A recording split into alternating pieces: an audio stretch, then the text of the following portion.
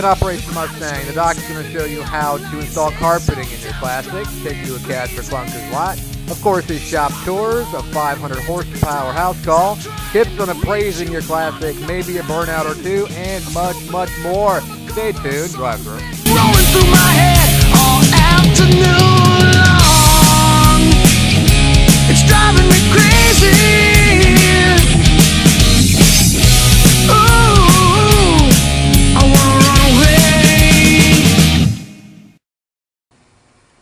This week's how-to has to do with the installation of carpeting. It's more difficult than you think. I mean, you'd think you'd be able to just take the carpeting out of the box, lay it in there, and you're done. But watch this sequence of how-to videos to install carpeting, and I think you're going to learn a lot from it. The thing you want to do first is take the carpet out of the box and spread it out.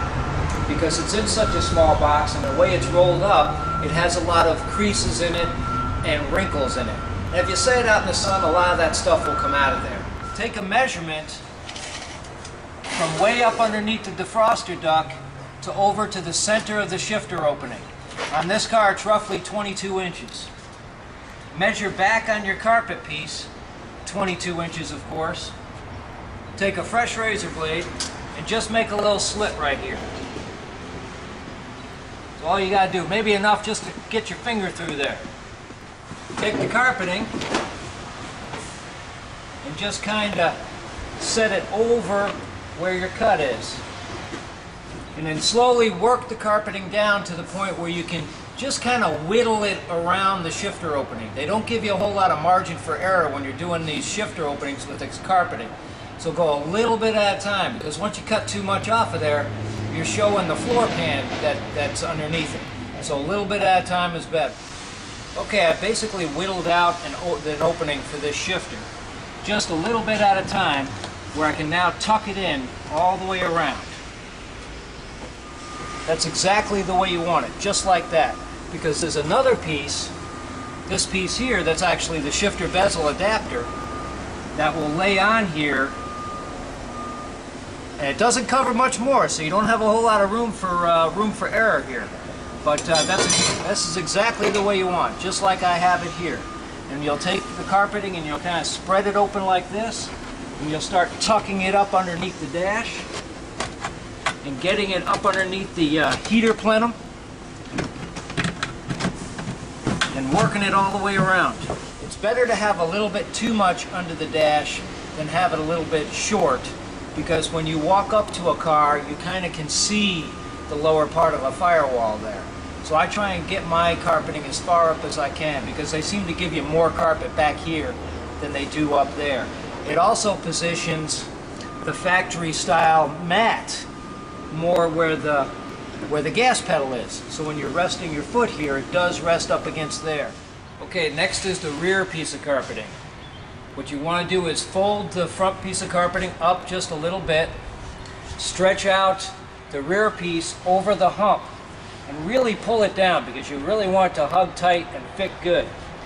Then roll this thing back, find the hole where the seatbelt is, kind of lay your finger there, and use that as a guide. Cut a little small piece of carpeting out of here, and what you'll do is you'll take one of the seatbelt bolts and put it in there. Do the same thing to this side here. Roll the carpeting around, take the razor blade, cut a little hole in the carpeting, put the seatbelt bolt in there, and what that'll do is it'll act as a guide. Now this piece of carpeting isn't going to go anywhere, it can't get off center.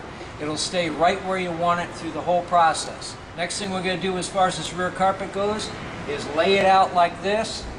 You glue the sides, you find the hole for the outer seatbelt, and then you'll trim it down. Okay, we're at the point now on this rear piece of carpet that we've laid it out, and we're going to start gluing the sides of it. The glue I use is from a company called 3M, and it's called 3M General Trim Adhesive. This stuff is fantastic. I use it all over the shop for all sorts of things besides just carpeting. The good thing about this stuff is it's got what's called an adjustable nozzle fan on here, meaning that you can have just this little strip of glue go on there, or you can make a real wide, what they refer to as a fan on there. Let me show you how it works. Spray it And see how it's just kind of a little bit of a bullseye? Well, if you take this nozzle and you turn it one way to the right, you can make it real wide. So what we'll do is we'll glue the floor and then glue the back of your carpet. You're basically gluing both pieces. Now you're going to want to let this stuff set up. It's not something that you just put the glue on there and you kind of stick it into place. Follow the instructions. The instructions say to let it set up. Next thing we're going to do is we're going to let this stuff set up. We're going to fit it into place. We're going to trim it, put the other bolt in there for the seat belt, and then we'll move on from there. A few years back, the government implemented a program called Cash for Clunkers. And at the time, what I decided to do was take my camera out on the road. And the problem that I found was that people were turning in good cars to foreign car dealerships. So it seemed to me, from my take, that the money that people were spending on the newer cars was actually going overseas. It didn't work. To me, it backfired. Take a look at this video I have here where I went through a Cash for Clunkers lot and all the cool vehicles that were turned in. These are vehicles that could have given away to poor people that couldn't afford a vehicle. These cars could have been given to people that could get transportation to go back and forth to work to get a job. But no, these cars were taken to the junkyard and basically crushed, and their engines were just demolished. So take a look at this video. It's a really important video. Explorer, a little two-door Explorer. But this is what's getting me mad right here, is cars like this that will actually end up be collectibles are going to go to the crusher. Here's a clunker right here. It's either an IROC Z or an RS Camaro, but it's something that should not be going to the crusher right here. Look at this thing. It's all there. It's not really a rusty car at all. Let's go around the back of it. It's got some sort of a cool hood on it. Yeah, check it out. It's all there. I mean, certainly it's got a few dings in it and whatnot, but it's a car that could be restored. And it's a future collectible. Check out this Mercury. This could make some good transportation right here. This is a whole row of them. This is just the tip of the iceberg. Here's a good family minivan right here. And not even the parts of the body parts are going to be saved on these cars. Look at this. That's a clunker. Does that look like a clunker? See? Check it out. It's a clunker. Here's a pretty cool looking Chevy truck. Here's a nice minivan. A Mercedes. Look at this Grand Cherokee. And it's going to go to the clunker. Going to go to the crusher. Here's a full-size Ford van. Look at the Oldsmobile. This is a clunker? It seems like it was just a few years ago that this was their future car right here. Here's a nice Dakota pickup truck. You know, we saw one just like this at another lot. A Mercedes. See, even this Mercedes. It's a clunker. Look at this white limited Cherokee. Now you multiply these cars by the amount that are being taken in all across America, and we're going to be destroying thousands and thousands and thousands and thousands of good cars. Couldn't they be used for carpools? Couldn't they be given to people that, although could get a job, but they can't get a job because they got no way of getting there? Couldn't they be given to unwed mothers that could drop their kids off to daycare? So this is what's going on, America. Okay, now what you just saw there was me walking through a Cash for Clunkers lot. And there happened to be a classic Camaro in there, or at least a future classic Camaro. A lot of cars slipped between the cracks that were good cars or going to be future classic cars that now went to the crusher. You see all those cars in there. A lot of those SUVs and a lot of those cars could have been given away to people that are needy. They could have been auctioned and that money could have been used elsewhere. To me, the program backfired. All it did was take a bunch of cars off the road and it fed the foreign car market, and that's just not a good thing. We're in the final stages of putting this blue 66 Mustang convertible together. Man, what a nice car this is turning out. I can't wait to get the styled steel wheels and the white leather tires on this one. just fitting the interior. He's having a little bit of a problem with a seatbelt issue in the back seat, but he'll get past that before the day's end. And I tell you what, this is going to be a really nice car. Keep an eye on it. Customer of mine named John, he's the one, if you've been watching my episodes, he's got that yellow pickup truck. It's a little Ford pickup truck that we jammed this big motor in. It's a 460 that's been stroked out with a whole lot of horsepower. He's telling me he's getting a little bit of maybe a transmission leak out of the thing. So I thought we'd take another drive-by. So let's take a look.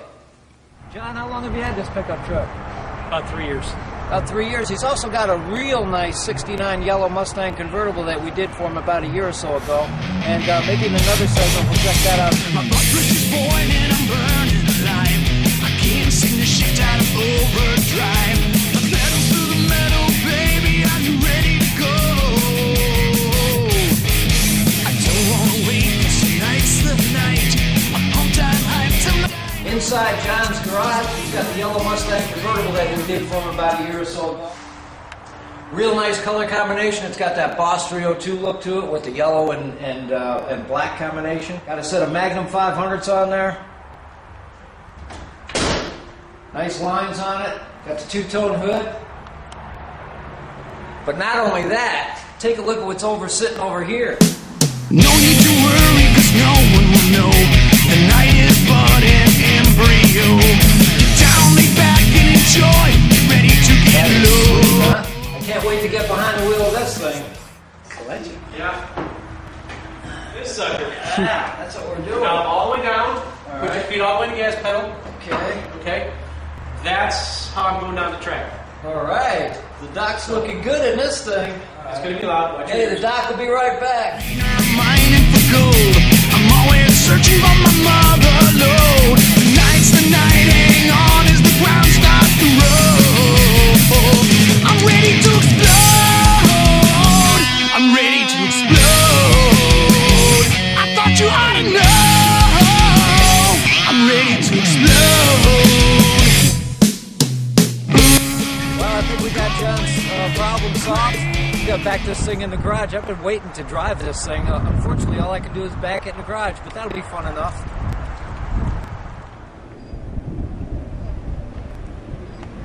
You know, I don't know what's been going on this year, but I've been getting a lot of cars coming in that have been getting hit literally in their garage, sitting with nothing else happening to them. This particular blue Mustang that just got dropped off to me yesterday, it got ran into. It was sitting in its garage and somebody backed into it. When they backed into it, they crinkled the quarter panel, shoved in the lower valance panel, they damaged the bumper a little bit, and they even bent the frame that's underneath this thing. The inner structure of this car has been bent too.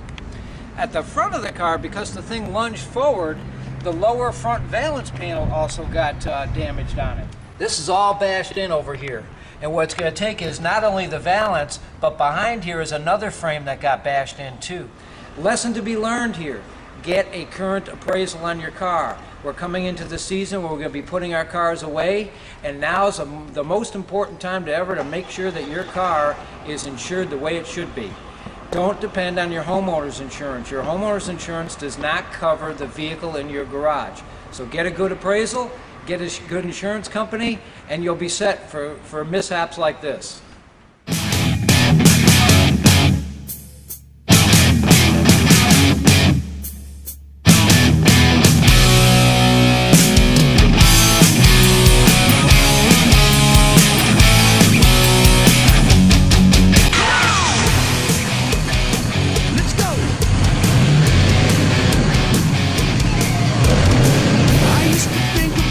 Once in a while, till she came to me in a dream.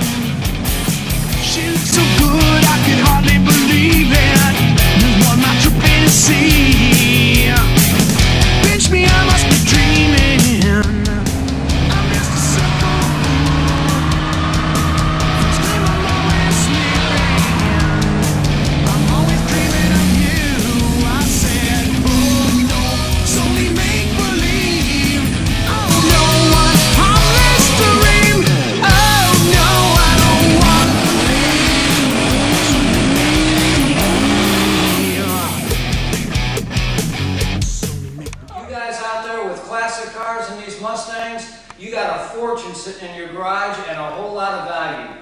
This particular blue car here, if you've seen in a couple of the videos I have, got hit in the back, got hit in the front, sitting in its garage. Make sure you get those updated appraisals, they're real important. This green one over here, real nice older restoration we did. We did this car probably about 15 years ago, and you can see how well it's held up in that 15 years time. This white convertible right here. Again, if you guys have been keeping tabs on my show, Operation Mustangs and More, you'll see that this is the car, again, sitting in its garage, minding its own business. A tree comes falling through the garage and boom, lands on the car, damages the heck out of it. A good important thing for an appraisal, that's what helped this guy out. The red coupe over there, that one's in for storage, and we're also doing a little bit of interior work to that one too. This blue convertible right here, this one is basically ready to go out the door. The only thing we're going to do to it next week is bolt on a set of styled steel wheels and BF Goodrich radial TAs. This is a base coat, clear coat made by DuPont, and we usually let our paint jobs sit for about 30 days before we sand and buff them to let the solvents cure, to let those solvents come out of your paints and your clear coats. The biggest mistakes body shops make is they paint them on Monday and they buff them on Tuesday and they're out the door by Friday. You can't do that. If it's going to be something that's going to be long lasting, you definitely got to give these solvents time to cure and come out of the base coat and the clear coat. Real important thing. Of course, you got my movie cars over there. We got the GTO from XXX State of the Union. We got my taxi cab over here, which I tell you what, when I told my wife I was getting a taxi, she's like, what are you getting a taxi for? I'm like, well, it's not just a taxi, it's a taxi that Queen Latifah and Jimmy Fallon drove from the movie Taxi. So I tell you what, I have a lot of fun in that one. That one's like a giant, driving around a giant Hot Wheel. Of course, my Starsky and Hutch car. As a kid, I always watched Starsky and Hutch, and this is the car I wanted, and I got in my series. This is actually from the movie itself. And I tell you what, this is another car that's really fun to drive. I always get pulled over because of that little red light that's on the roof there, because it's actually illegal for anybody, even if it's a replica of a car, to drive around with that red light on there. And I get all sorts of cops pulling me over. But you know what they say? Hey, I want to check out your car and take the red light off of there. This Grand National right here, this was Vin Diesel's car in Fast and Furious 4. In the opening scene, this guy leads a parade of other vehicles to chase down a couple of oil tankers. Great opening scene, great car. Okay, this room here is a finishing room. In other words, after the cars get painted, they'll come into this room here, we'll wet sand them, we'll buff them, and then we'll start the assembly process. This 71 Shuvlhed over here, it was painted about 3 weeks ago. We're going to let that car sit another full week, a full 30 days, to make sure that the solvents have cured in that paint job, and then we'll wet sand and buff that car there. This car here that I'm standing next to here, it has had the wet sanding process done to its clear coat. That's why this is all dull like this. You see how it's kind of like almost gray or smoky? Well, that's because the clear coat, the top of the clear coat, has been wet sanded with a 2000 grit paper on a block. That takes off the orange peel look that this car would have had in it if we left it. Now when we buff it, it'll have a nice clear mirror type shine. This 62 T-Bird over here, great customer of mine. He's got a couple of Mustangs and he bought this T-Bird a while back. He's been having a lot of fun with this thing. This thing is in for an engine overhaul, unfortunately. He's been blowing a lot of oil out the back of it and just using it too much to the point where he just can't drive it that much anymore. So it's in for a little bit of winter storage, and we're going to pull the motor out, we're going to overhaul it, we're going to upgrade to run on unleaded gasoline, which is another good thing you guys need to worry about out there. The original cars were not made to run on unleaded gasoline. They had soft valves and soft valve seats, and that can be a factor for you. So look into that when you get your motor done. This Camaro over here, 77 Camaro, this is my son Cody's Camaro. The guy that's behind the camera here, handling the camera, this is his car right here. He's done like a motion type of format on there, meaning Motion Chevrolet in Long Island, New York, had a paint scheme on it that was similar to this, and I think it's coming out real fantastic. I don't mind my boys having other cars besides Mustangs, as long as it's American, as long as it's iron, I'm all right with it, and as long as they're good kids, and they are great kids. This car over here is our right-hand drive car. We're at the point now, we're going to finish off the right-hand drive underpinnings of it. We're going to get the tie rod ends, the racking pinion in it, and then we can start finishing off the motor compartment and getting an engine in this thing. Okay, this room is where we have skid row, and I refer to it as skid row because these cars on this row here are cars that need some big surgery done to them, and this one behind me is no exception to that rule.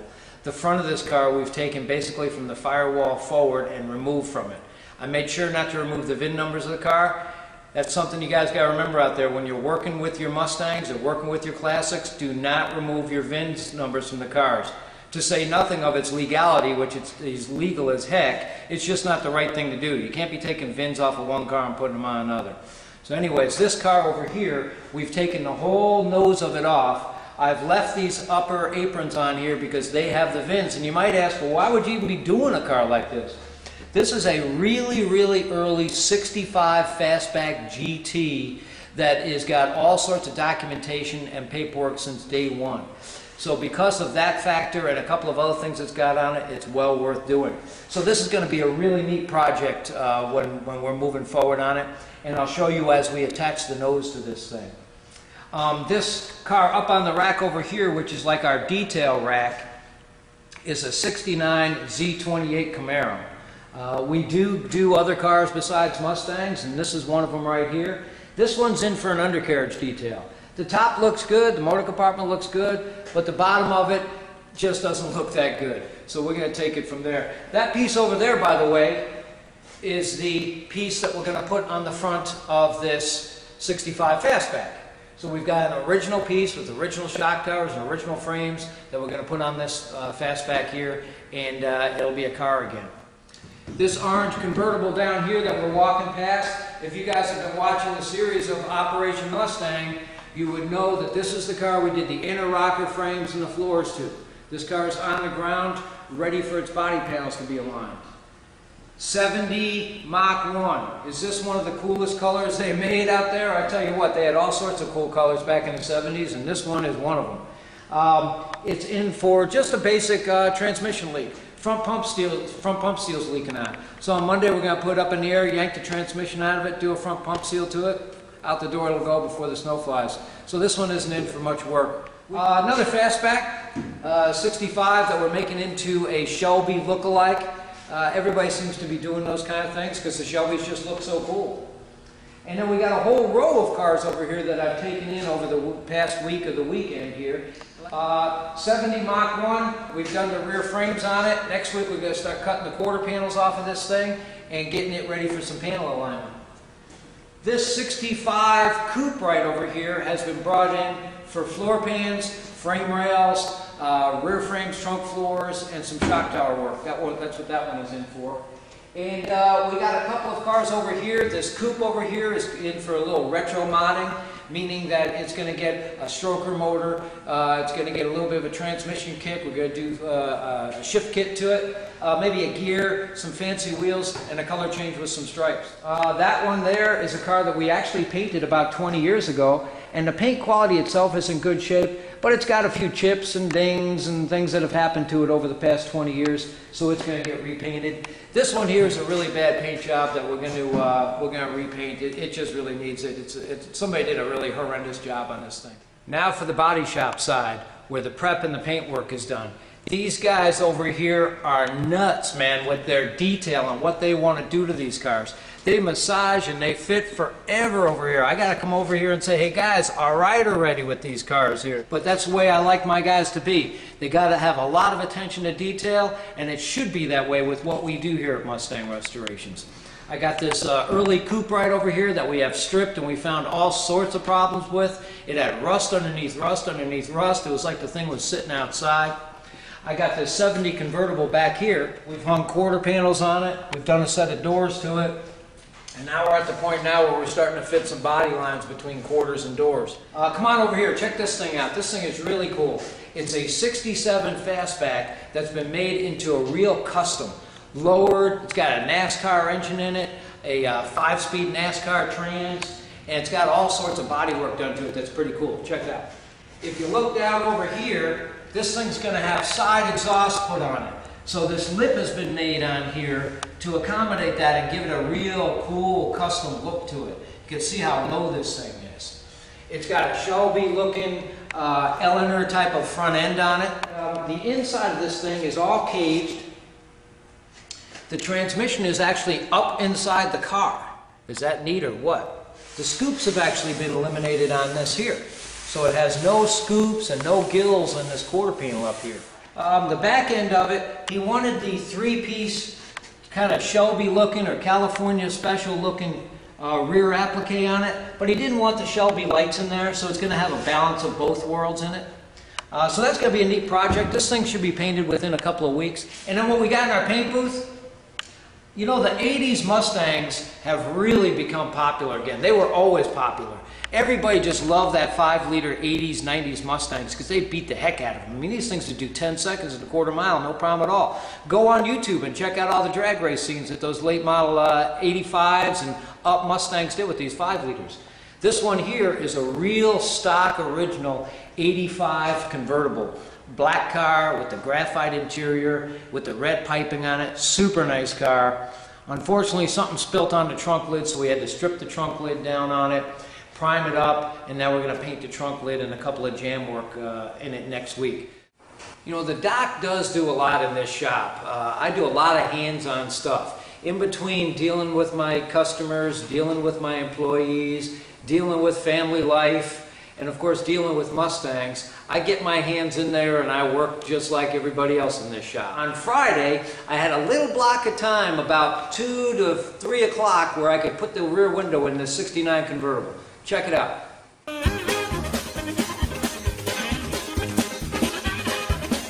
Putting in a rear window for a convertible on a Mustang or any other convertible is not an easy task.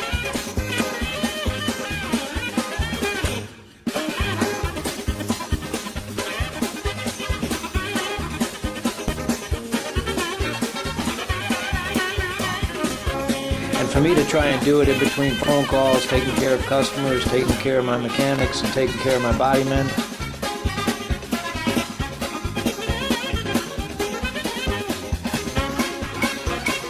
But as you can see, I worked real fast and I got the job done.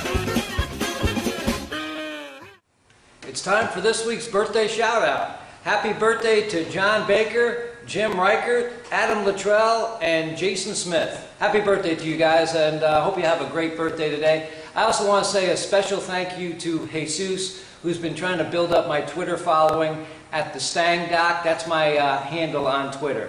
Thanks, Jesus. Appreciate your effort. It's not forgotten by the doc over here. And until next week, thanks for watching my show. But you don't have to ever quit. You think that you can get away with it. You think the light won't be ever lit. It's almost over now.